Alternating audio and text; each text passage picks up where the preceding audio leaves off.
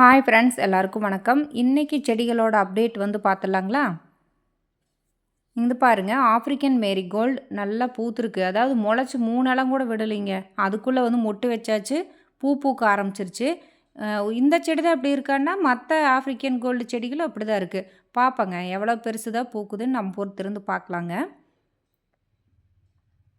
இதுக்கு ஆப்போசைட் சைடில் பார்த்தீங்க அப்படின்னா, கத்திரிக்காய் செடிகளும் அதே மாதிரி தக்காளி செடிகளும் தாங்க. அதாவது எவ்வளோதான் நீங்கள் தடுத்தாலும் நான் வளர்ந்து போய்க்கிட்டே இருப்பேன் அப்படிங்கிற மாதிரி இந்த 1 மந்த்தில் சூப்பரான ஒரு க்ரோத் வந்து கொடுத்துருக்குங்க.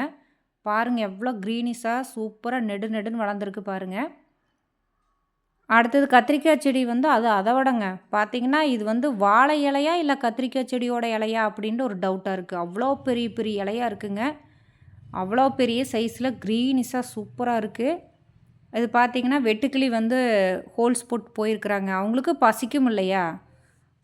அதே மாதிரி இந்த கத்திரிக்காய் செடி பார்த்திங்கன்னா எவ்வளோ கிலோ வந்து பறிப்போம் அப்படின்னு ஒரு ஆவலாக இருக்குங்க. பார்ப்போங்க, அதுவும் பொறுத்திருந்து பார்த்தா தான் தெரியும். ரொம்ப பெரிய பெரிய சைஸ் இலைகளாக இருக்குது. உங்களுக்கு இந்த மாதிரி பெரிய இலை கொண்ட கத்திரிக்காய் செடி வளர்த்து நீங்கள் அது பார்த்துருக்கீங்களா அப்படின்ட்டு கமெண்ட் பண்ணுங்கள் ஃப்ரெண்ட்ஸ். இந்த வார செடியோட அப்டேட் இது தாங்க. அடுத்த வீடியோவில் சந்திப்போம். பாய்.